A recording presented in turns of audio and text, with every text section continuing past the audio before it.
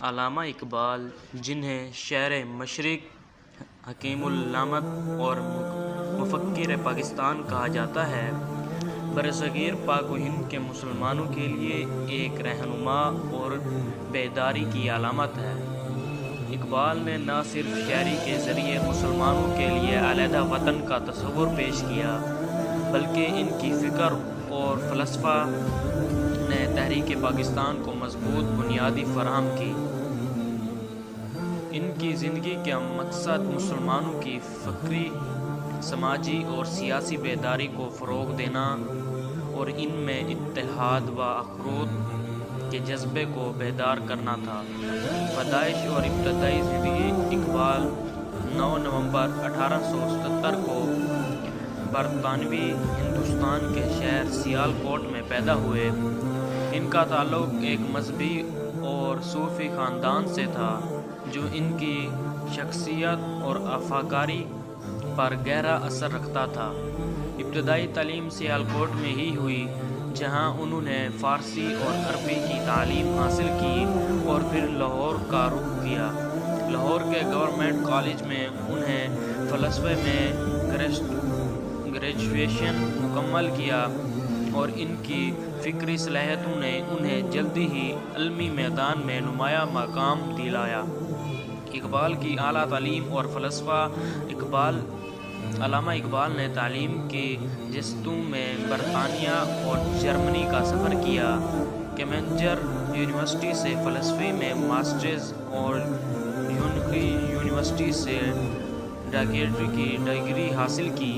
Europe میں رہ کر انہوں نے مغربی فلسفے کا گہرائی سے مطالعہ کیا، مگر ان کی فکری بنیادیں اسلامی فلسفے اور مشرقی علوم پر قائم رہی۔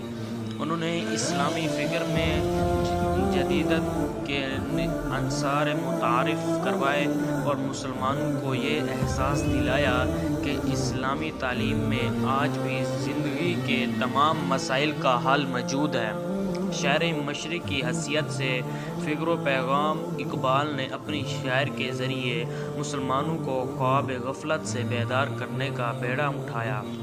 ان کی شاعری میں اسلامی تاریخ کی عظمت، مسلمانوں کی شان و شوکت اور ان کے مستقبل کی کامیابیوں کا خواب جھلکتا ہے۔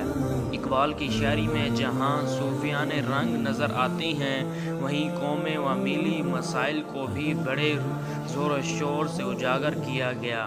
ان کی مشہور تصانیف میں بانگ دار، بلا جبریل، ضرب کلیم اور ارکان حجاب شامل ہیں، جن میں مسلم امت کو بیداری، خودداری اور انسانیت کے پیغام دیے گئے ہیں۔ فکری خودداری اور خود اعتماد کا درس: اقبال کی فکر کا بنیادی محور خودی کا نظریہ ہے۔ اقبال نے خودی کو انسان کی عظمت کو راز اور کامیابی کی کنجی قرار دیا۔ ان کے نزدیک مسلمان اس وقت تک غلامی سے آزاد نہیں ہو سکتے جب تک وہ اپنی خودی کو نہیں پہچانتے۔ ان کا پیغام تھا کہ ہر انسان کو اپنی اہمیت کا ادراک کرنا چاہیے اور اپنی صلاحیتوں کو بیرون کار لا کر کامیابی حاصل کرنی چاہیے۔ تحریک پاکستان میں کردار اقبال کے خواب کا پاکستان کے قیام میں مرکزی کردار ہے۔ 1930 میں اپنے خطبہ الہ آباد میں انہوں نے پہلی بار مسلمانوں کے لیے علیحدہ ریاست کا واضح تصور پیش کیا۔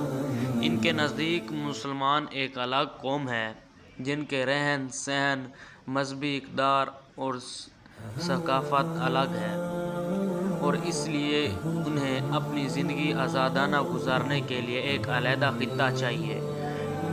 ان کی اس تقریر نے مسلمانوں کی سیاسی شعور کو نیا رخ دیا اور انہیں قائد اعظم محمد علی جناح کی قیادت میں منظم کر دیا۔ اقبال اور قائد اعظم کا رشتہ: علامہ اقبال اور قائد اعظم محمد علی جناح کا تعلق تحریک پاکستان کے لیے بہت اہم تھا۔ اقبال نے جناح کو بارہا خط لکھ کر مسلمانوں کے مسائل اور ان کی روحانی کی ضرورتوں پر زور دیا۔ اقبال نے جناح کو ہندوستان میں مسلم قوم کی قیادت کرنے کے لیے ترغیب دی اور ان کی رہنمائی میں پاکستان کے قیام کا خواب حقیقت میں بدل گیا۔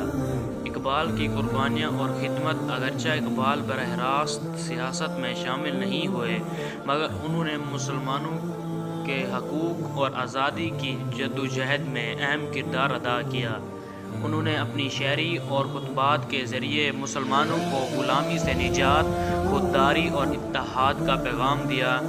انہوں نے اپنی زندگی کے آخری ایام تک مسلمانوں کی فکر رہنمائی کی اور ان کے لیے علیحدہ ریاست کا تصور پیش کیا۔